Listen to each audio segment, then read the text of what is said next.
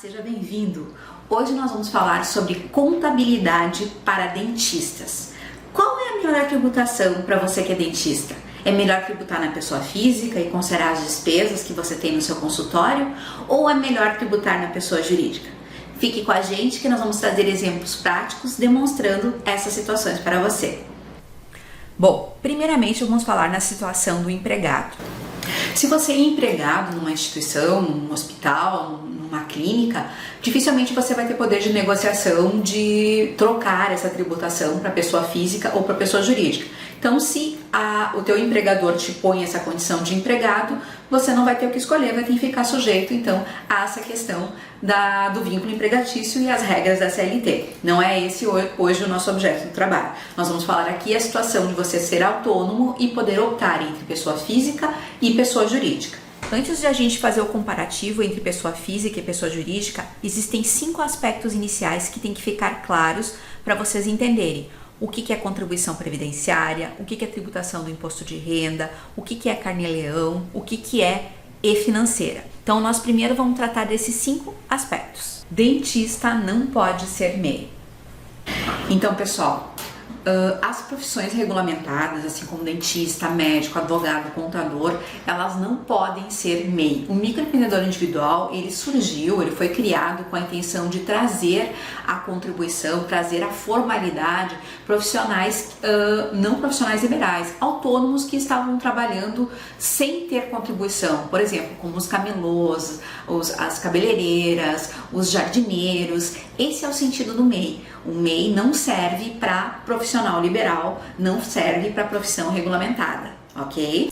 Previdência social. Muitas vezes o profissional da área da saúde acha que a contribuição previdenciária não é obrigatória. É uma coisa, eu não vou pagar, eu não acredito, eu não vou me aposentar, então eu não vou fazer esse recolhimento.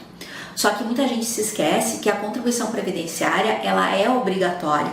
Se eu tenho rendimentos, eu tenho que contribuir. Então, se eu vou declarar na minha declaração de imposto de renda que eu recebi tanto de pacientes, pessoa física, mesmo que eu não tenha recolhido a previdência, eu me torno um contribuinte obrigatório da Previdência Social. A Previdência pode cobrar esse INSS se você não recolheu. Então, isso é muito importante ficar claro.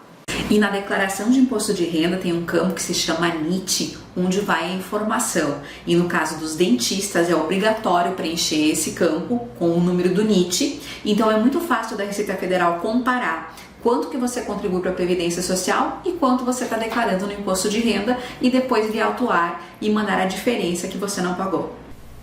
A contribuição previdenciária, ela pode ser de 2 formas. Você pode contribuir na pessoa física, se você optar em tributar os seus rendimentos como autônomo, ou você vai contribuir na pessoa jurídica, mas ela não é opcional, ela é obrigatória. Se ela for na pessoa física, você vai pagar 20% de INSS sobre os seus rendimentos. Só que esses 20%, por exemplo, se você ganha 10 mil reais, não vai ser sobre 10 mil reais, vai ser sobre o teto da Previdência, que é 7.786 e uns quebradinhos. E se você for pessoa jurídica, vai ser pelo valor de prolabore que você definir na empresa. E também, se o valor de prolabore for superior ao teto, você recolhe 11% sobre o teto, tá? Então, temos essa diferença. Pessoa física é sobre os rendimentos, que eu vou informar lá na minha declaração, limitado ao teto. E pessoa jurídica, 11% sobre o prolabore. Então, na pessoa física, tudo que eu declarar como meus rendimentos é tributado. Se eu declarar que eu recebo 5 mil reais, eu tenho que contribuir 20% sobre 5 mil reais. Se eu declarar que eu recebo 10 mil reais, eu tenho que recolher 20%, não sobre 10 mil, mas 20% sobre 7.786. E na pessoa jurídica, essa definição da minha base previdenciária, ela é diferente. Eu posso escolher o meu prolabore, porque na pessoa jurídica, enquanto a gente ainda não tiver a reforma da renda, né, nós estamos com a reforma tributária já alinhada, aguardando regulamentação, então nós estamos trabalhando com a legislação que nós temos agora até 2026. Então, na pessoa jurídica, eu posso definir um valor de prolabore. Esse valor de prolabore, ele vai ser tributado tanto pela Previdência quanto pelo imposto de renda. E eu posso definir a minha distribuição de lucros. Essa distribuição de lucros, ela é isento tanto de recolhimento previdenciário, tanto quanto de imposto de renda. Vamos por um exemplo. Vamos supor que eu ganhe 20 mil reais, tá? Como é que isso fica na pessoa física e como isso fica na pessoa jurídica? Na pessoa jurídica, então, eu tenho 20 mil reais que eu vou retirar como meu salário. Como é que eu posso fazer? Eu posso fazer um prolabore somente de um salário mínimo e uma distribuição de lucro do restante, de 16 mil. Então, eu vou contribuir para o INSS sobre um salário mínimo. Um salário mínimo na pessoa jurídica vai dar 155,32 de INSS para recolher. Agora, na pessoa física, eu dei recibo para os meus pacientes que atingiu 20 mil reais mês. A minha renda é 20 mil reais. Eu não vou recolher 20% sobre 20 mil porque eu tenho o teto da Previdência. O teto da Previdência é 7.786,02. Então, eu vou recolher 20% sobre o teto, 1.557,20. Né? É uma grande diferença. Vou voltar aqui para a pessoa jurídica. Olha só, aqui eu optei que a minha contribuição previdenciária vai ser só sobre um salário mínimo. Além de eu ter uma alíquota reduzida, eu posso ter a opção. Enquanto que na pessoa física, eu não tenho a opção de definir assim, não, eu recebi 20 mil reais, mas eu quero contribuir só sobre um salário mínimo. Não, não é permitido. Na pessoa física, a renda declarada é a tua base de contribuição, claro que com a limitação do teto. Aposentadoria. Como fica? E não é só aposentadoria, né? Vamos supor que você decida ter a sua pessoa jurídica e que você não quer contribuir para a Previdência Social. Aí eu lhe pergunto, como você vai sobreviver depois na aposentadoria? Já pensou como que você vai fazer o seu pé de meia para a aposentadoria? E outra questão também, às vezes, que o pessoal não pensa quando define, só pensa no custo, né? Ah, eu não quero botar dinheiro na Previdência Social. Mas também o salário que eu vou definir como prolabore, né? Se eu tiver uma pessoa jurídica, ele também vai definir o meu auxílio doença, se por acaso eu ficar impossibilitado de trabalhar, e minha licença maternidade, né? Então, é muito importante a gente pensar isso. Ok, não quero contribuir para a Previdência, não quero gastar com a Previdência, não vou contribuir no teto, eu acho que é botar dinheiro fora. Ok, mas pense numa alternativa caso você fique doente e pense numa alternativa para o futuro, para a sua aposentadoria. Voltando aos nossos aspectos iniciais, só para situar vocês de novo. Então, nós falamos sobre o MEI, nós falamos sobre a Previdência, tá? Agora nós vamos falar sobre um outro vilão na vida da gente, que é a tributação pelo imposto de renda, que é o nosso simpático leão aqui, que incomoda cada um de nós brasileiros, né? Então, o que nós precisamos saber sobre o imposto de renda? Se eu tenho uma renda de 20 mil reais mês, eu vou ter que pagar imposto de renda, tá? Então, eu vou ter que decidir se eu vou pagar como pessoa física ou como pessoa jurídica. E qual é que é a diferença? Como pessoa física, eu vou pegar a minha renda, eu posso descontar a contribuição previdenciária, os meus dependentes e eu vou para a tabela. 20 mil reais vai dar uma alíquota de 27,5% e tem um percentual de dedução. Então, para uma renda de 20 mil reais, eu vou ter 4.604 de imposto de renda para recolher. E tributar como pessoa jurídica, a gente vai ter a definição no prolabore, certo? Então, eu vou definir um valor de prolabore. Se nós seguirmos o exemplo anterior, que a gente definiu que o prolabore é 1.412 e a minha distribuição de lucro 16 mil reais, eu não vou ter nada para pagar para o leão de imposto de renda na pessoa física, porque 1.412 de prolabore não atinge o limite para pagar imposto de renda. Então, eu não pago imposto de renda nem sobre prolabore e nem sobre a distribuição de lucro. Mas eu tenho os impostos da pessoa jurídica para recolher, que nós vamos ver daqui a pouco. Então, com o leão, é importante a gente saber que além da previdência, a gente vai ter que pagar imposto de renda. Às vezes o pessoal diz assim, mas por que eu tenho que pagar? Né? Eu disse, porque é imposto, não é doação. É imposto, é obrigação, né? Nos é imposto e nós temos que pagar. Dentro do imposto de renda, tem uma coisa que vocês têm que entender também o que é o carnê-leão. Se eu recebo mais do que R$ 2.259,20 por mês de pacientes, na pessoa física, eu sou obrigado a recolher o imposto de renda de forma mensal. Então, se eu atinjo o limite que passa a ter imposto de renda a recolher, eu tenho que mensalmente procurar um contador para recolher esse imposto. Isso na pessoa física.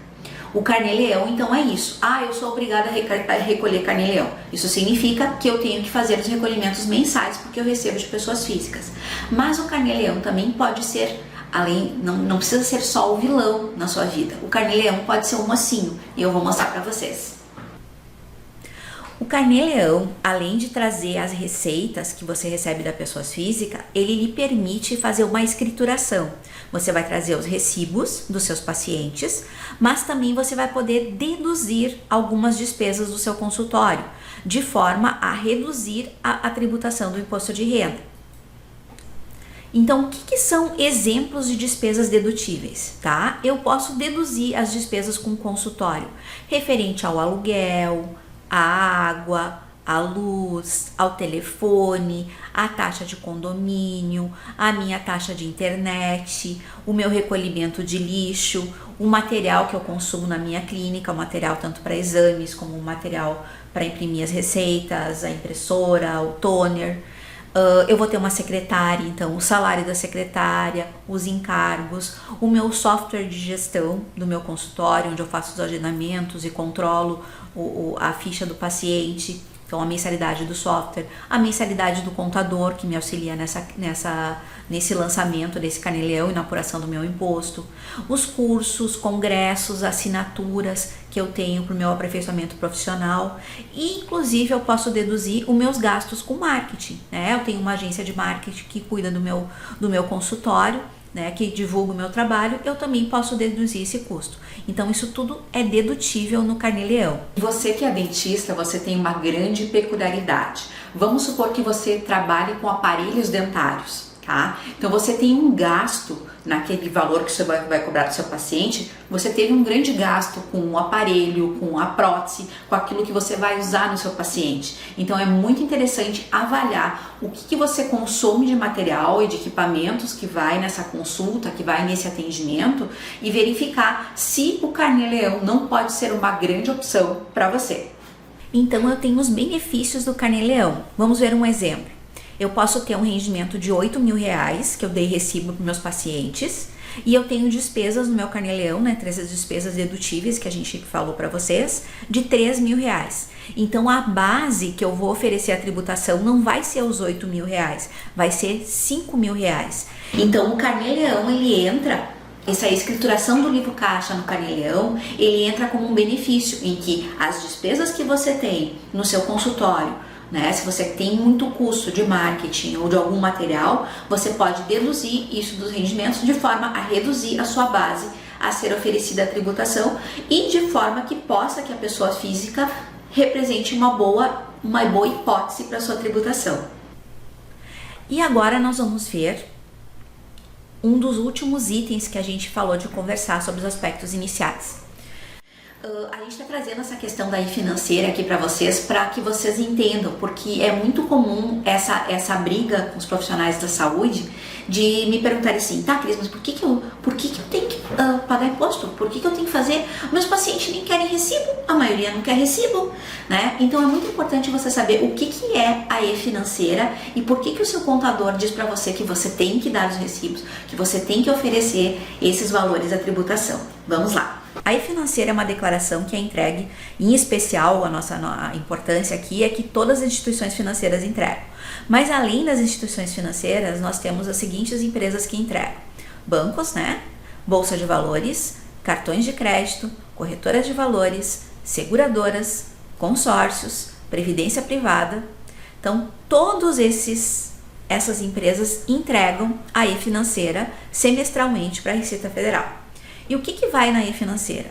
Vai toda a tua movimentação bancária, né? Todas as entradas de dinheiro e saídas de dinheiro. Então, o leão, a Receita sabe quanto que você movimenta na sua conta bancária. Além disso, são informados todos os saldos das contas do contribuinte, né? Então, aquela história diz assim, mas então eu vou ter uma poupança, que eu vou botar meu dinheiro, não vou mexer, mas aí eu nem vou informar isso no imposto de renda para não precisar declarar tanto, né? É uma besteira, né? Isso está na e-financeira. A movimentação em moeda estrangeira também, né? O que você movimentar de forma oficial vai estar na e-financeira. Além disso, tem aquela questão de botar a empresa em nome de outra pessoa e ter uma procuração, né? As procurações que são passadas para os bancos também são informadas na e-financeira. Então, é uma gama de informação que vai para a Receita Federal. Então, a Receita Federal sabe que mesmo que você só declarou 8 mil no seu imposto de renda, mas você movimentou 20 mil no seu cartão de crédito, né? Naquele mês. Você declarou de recibos, né, no seu Carnê-Leão lá 15 mil, mas entrou na sua conta corrente bancária 50 mil, né? Então, isso está monitorado. Bom, então nós passamos os aspectos iniciais. A gente falou sobre MEI, sobre o recolhimento da Previdência, da diferença, né? Na pessoa física é 20%, na pessoa jurídica é 11%, e que quando eu estou na pessoa física eu sou obrigado a oferecer meus rendimentos. A tributação do imposto de renda também, a diferença entre pessoa física e pessoa jurídica. A figura do Carnê-Leão, que pode vir como um aliado, né? E a figura da e-financeira, que aí sim é um dedo duro da gente, é um dedo duro da tua movimentação financeira. Então agora nós vamos para exemplos. Pessoa física ou pessoa jurídica? Vamos lá.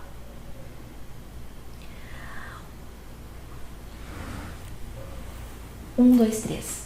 Então, o que é importante você que é profissional da área da saúde, você que é médico, saber que cada caso é um caso. Aqui a gente vai trazer 2 exemplos, né, variando algumas coisas, mas tudo tem que ser analisado caso a caso. Pode que seja interessante você tributar na pessoa física, porque além de você ter bastante despesas no Carnê-Leão, você tem uma física com bastante despesas. Você pode ter filhos que tem plano de saúde, que tem previdência privada, que vão no psicólogo, que vão no fisioterapeuta. Então, isso tudo tem que ser avaliado em conjunto. A declaração de imposto de renda da pessoa física e a sua situação, ou como pessoa física ou como pessoa jurídica. É muito importante essa avaliação conjunta. Mas no Simples Nacional tem uma coisa muito importante que você, profissional da saúde, tem que saber e tem que abrir o olho se o seu contador não conversa isso com você. Então, gente, é muito importante a gente entender o que é o fator R e o anexo 3. No Simples Nacional é assim: as profissões regulamentadas, se elas tiverem um bom fator R, ao invés de elas serem tributadas no anexo 5, elas são tributadas no anexo 3. Isso é coisa para contador, né? Mas o que importa vocês entenderem é que o anexo 3 é melhor, a tributação é melhor, ela pode se tornar melhor que no lucro presumido, tá? Só que para eu ficar nesse anexo 3, a minha folha tem que representar mais do que 28% do meu faturamento. Então, o que é folha? Folha é o meu prolabore, o valor do salário dos meus funcionários, algum autônomo que eu contratar e mais os encargos decorrentes disso. Então, esses valores têm que representar mais do que 28% do meu faturamento. Aí eu fico com um fator R bom e consigo ficar no anexo 3. E isso é muito importante. Vamos brincar então um pouquinho com exemplos para vocês notarem a diferença na tributação. Então vamos lá. Essa doutora Marta, ela trabalha com aparelhos dentários e ela tem 2 filhas que estudam em escola particular, tem plano de Unimed, elas também fazem fisioterapia. Então ela tem uma série de despesas com as suas filhas e ela coloca próteses dentárias. Ela tem uma renda mensal de R$20 mil e as despesas dedutíveis dela de Carnê-Leão totalizam 6.580. Então vamos lá. Tributando como pessoa física, nós vamos ter a contribuição de INSS de 20% sobre o teto previdenciário. Nós vamos ter o imposto, o ISS, de R$250, que é devido, como tu é um autônomo, tem que fazer um alvará na prefeitura e tem que recolher esse imposto sobre serviços. E eu vou ter um imposto de renda, considerando a elaboração do livro caixa no Carnê-Leão, de R$ 2.261,99, que eu vou pagar mensalmente. Mas fazendo a minha declaração de ajuste de imposto de renda, eu vou ter uma restituição e dividindo essa restituição por 12, eu vou ter um abatimento de R$900 que eu tenho que considerar nesse meu cálculo mensal. Então, o que eu vou gastar na pessoa física mensalmente para essa renda é R$3.169,19. E se a Marta tributasse como pessoa jurídica? Nós teríamos que definir o prolabore e verificar se ela tributava pelo Simples Nacional ou pelo lucro presumido. Então vamos fazer um exemplo. Pelo Simples Nacional fica mais vantajoso que pelo lucro presumido. Então, se ela contribuísse e definisse um prolabore de 1.412, ela ia pagar 11% sobre esse prolabore, que daria 156,32. Com um prolabore de 1.412, ela não teria imposto de renda para pagar na sua declaração de ajuste, e o Simples Nacional dela daria 1.460. Então, ela chegaria a um valor de 1.615,32. Mas se ela decidisse tributar o seu prolabore no teto, né? Então ela ia ter uma contribuição de 11% sobre o teto, ela ia ter um imposto de renda, porque um prolabore de 7.786 vai dar um imposto de renda mensal de 905,35, e o imposto dela no Simples Nacional daria 1.460. Então nós teríamos 13.221,81.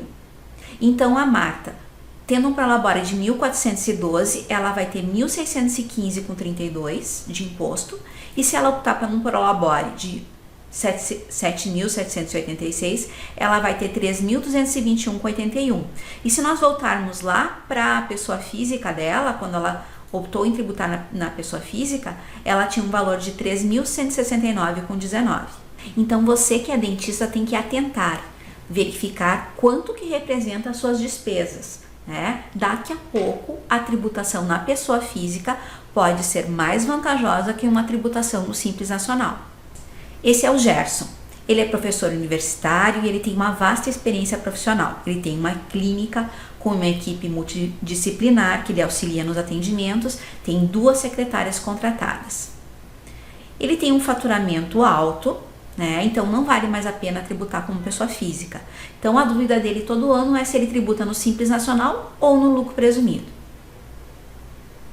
Ele fatura R$110 mil, ele ainda não se aposentou, ele contribui no teto, e em razão da sua renda ele tem sempre optado em tributar nas pessoas jurídicas. Então, no Simples Nacional, ele, considerando que ele tem um prolabore de R$20 mil e uma folha de R$8 mil, com esse valor de folha ele consegue ficar no anexo 3 que a gente conversou, ele vai ter a seguinte tributação: 856 de INSS, com um prolabore de R$20 mil ele tem um imposto de renda mensal alto que ele tem que recolher, mas ao fazer a declaração de ajuste anual de imposto de renda, ele obtém restituição. Então a gente pegando essa restituição, dividindo por 12, a gente usa para fazer essa avaliação. E no Simples Nacional, anexo 3, de acordo com o faturamento dele, ele vai ter um valor de 14.630 para recolher. Somando tudo isso, nós chegamos a 19.004,93. E se ele tributar no lucro presumido com o prolabore no teto, ele tem a contribuição de INSS, ele vai ter um imposto de renda um pouco menor que no exemplo anterior, porque o prolabore não é tão alto, e a tributação dele de impostos federais vai ser 20.236,20. Então ele vai ter uma tributação de 22.233,54, que fica um pouco acima dessa do Simples Nacional. Mas vamos se pôr uma outra condição, que ele faça serviços de diagnóstico e de terapia também como dentista. Aí ele tem benefício de uma tributação reduzida. Então, com um prolabore no teto, ele vai ter imposto de renda, contribuição do INSS, e os tributos no lucro presumido ficam com valores bem menores que do exemplo anterior. Ele vai com uma tributação de 14.773,54. E ainda vamos imaginar uma outra situação, que ele envelheceu, ele continua com serviços de diagnóstico e terapia, mas ele já se aposentou, então ele não tem mais necessidade de ter um prolabore tão alto. Então a tributação dele vai reduzir ainda mais, ela vai para 11.656,72. Ele contribui somente com base num prolabore de um salário mínimo, ele não vai ter imposto de renda pessoa física, e ele com os serviços de diagnóstico e terapia chega a esses valores no lucro presumido. Então vocês notaram como é diferente, como tudo pode variar dependendo da situação. Então é muito importante a avaliação individual, caso a caso, e ainda considerando a declaração de imposto de renda pessoa física. Reforma tributária. A gente está falando sobre a tributação, E nós estamos com a reforma tributária em andamento.